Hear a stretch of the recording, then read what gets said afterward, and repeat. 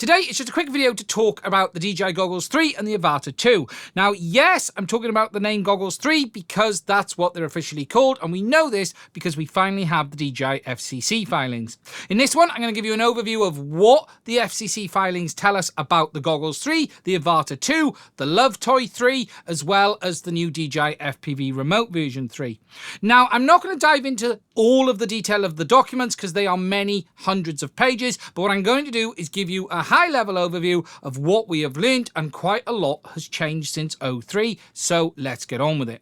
Now, for those who haven't been paying attention, there has been some leaks about the new upcoming DJI Goggles 3 as well as the Avata over the last couple of weeks. We have images of the new goggles showing dual front-facing cameras, a new big bulge on the top and a built-in battery pack. We can also see that the touchpad is gone on the side. It appears to have the joystick like it's got on the Integra, and the new Goggles 3 appear to be a bit of a mix between the Goggles 2 and Integra.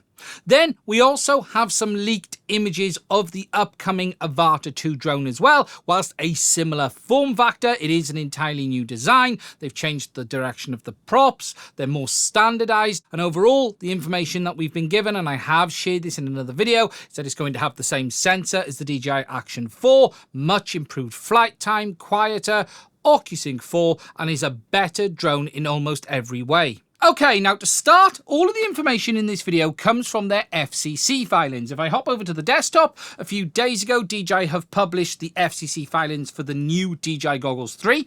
Very similar to these, as I've shown before, the DJI Avata 2, the DJI RC Motion 3 Dirk Diggler Edition, and the DJI FPV Remote Controller 3. Now, I'm not going to go in all of the great detail about each of the products, but what I'm going to do is summarize my findings having spent some time studying these. Now, the really interesting stuff here is in the Goggles 3, the Avata 2, and the FPV Remote Controller, and there are some big changes here to DJI's wireless system. Not really a surprise because they've now moved over to OcuSync 4. Now, if we take a look at the main spec details, you can see here the DJI Goggles 3 are product designation TKGS3. We have their input voltage range, so it's 7.2 volt or 2S via a built-in battery, but it also supports DC input, likely via USB, of 5 and 9 volts. What's really interesting though about the Goggles 3 is the RF changes. So I can now confirm that the new Goggles 3 support both 2.4 gigs and 5 gigahertz in SDR mode, which is DJI OcuSync. That is both receive and transmit in those modes. That is the same on the Avata 2 as well, so it is capable of using both of those bands. And in fact, it has 3 different frequency allocations: 2.4, 5.2 gigahertz in the USA, and 5.8 gigahertz. Now, this 5.2 gigahertz mode is a new mode. It only appears to be available in FCC USA region, and it also has a lower RF power output as well, and it's going to be interesting to see how that behaves overall. Looking at the 2.4 gig and the 5 gig modes, it does support up to about 30 dBm in testing. That is about a watt of power, although take into account this is certification testing and not the maximum output the system is capable of delivering. What's really interesting though in this is not about the power, it's about the bandwidth that is available. So for instance, if we look here under the SDR in 2.4 gigs mode, you can see it supports 1.4 and 3 megahertz bandwidth carriers, 5 megahertz and 10 megahertz. The 1.4 to sort of 5 is used for the telemetry link. The 10 megahertz onwards is used for the OcuSync video link, although DJI have used that lower bandwidth for video in the past as well. 03, for instance, was capable of using 10, 20 or 40 megahertz carriers. Just to explain, 40 megahertz carrier is 50 megabits a second, 20 megahertz carrier is 25 megabits a second. With 04, we now have a new 60 megahertz carrier mode that we didn't have in 03. We first saw this in the Air 3, potentially capable of up to 75 megabits a second, but DJI could also use that extended carrier bandwidth for other things like improving penetration. It doesn't necessarily mean that they're going to use it for increased bit rates. What is incredibly interesting though isn't the fact that we have a 60 megahertz carrier in 2.4. It's the fact that if we go down to the 5.8 gigs SDR, you can see there's a 1.4, 3, 5, 10, 20, 40, 60, and an all-new 80 megahertz carrier mode. That is double the bandwidth that we see on O3 or the original DJI FPV system. We have no idea what the capability of that is going to be. Again, could be 90, 100 megabits a second, or DJI could use this massive increase in bandwidth to push in so much more error correction data and dramatically improve things such as penetration. Alongside the SDR, the Goggles 3 have both Wi-Fi and Bluetooth, Wi-Fi in both 2.4 and 5 gigahertz, as well as Bluetooth as well. There is also a GPS receiver in the new Goggles 3 as well, and whilst obviously there isn't a lot of documentation around that, there is information there to suggest that it is fitted. With regards to these new RF capabilities, that is mirrored onto the new Avata 2 as well. So again, dual band OcuSync capable of up to 80 megahertz carriers in 5 gigs, or 5.8 gigs, or 60 megahertz carriers down in 2.4. It is worth noting that both on the Goggles and the Avata 2, that this new 5.2 gigs mode only allows up to 40 megahertz carriers, and it also has a reduced RF output as well. And it's going to be interesting to see how that performs when it actually gets into people's hands. It's also interesting that both the Goggles and the drone have both 2.4 and 5 gigs Wi-Fi as well as Bluetooth. For the Goggles, that really is going to be for things like wireless streaming most likely, whereas on the Avata 2, that's likely going to be used for remote ID. Could be for remote ID on the Goggles, but it doesn't really make sense on the ground side to have that. So whilst you've got identical capabilities, there may be different use cases there. As I've said, from the documentation, the new Goggles do appear to have GPS built in, and there is also some changes to the antenna setup on the new Goggles 3 as well. So for instance, they still have 4 antennas, but whilst the original Goggles 2 and the Integras only had 2 antennas that transmitted and 4 antennas that received, the Goggles 3 have all 4 antennas capable of transmitting and receiving. Now, we don't actually know the layout of the antennas on the Goggles 3. Obviously, it's got that bulge along the top, as I've showed in the pictures, and I'll put something up on screen. It's not known if they've moved the antennas from the front like they are on these goggles. I do have a video on that, talking about where the antennas are located. Or have they put the GPS in that bulge, or is it just where the new strap connects? We're not sure. But what I can tell you is there is still only 4 antennas, but the big change is all 4 are capable of transmitting. Whilst we're on antennas, it's worth mentioning that the Avata 2 now has 4 antennas for the OcuSync system rather than just the 2 antennas that we saw on the original Avata. That should actually offer a big improvement in overall RF performance with this quad. And whilst OcuSync 3 does have great range, this is quite limited simply because of the way the antennas hang down below. And if you're flying low level, you can get some problems on this one. Whilst on the Avata, we do have a bit more information about the battery. For instance, it's going to be a 31.74 watt hour pack, 4S,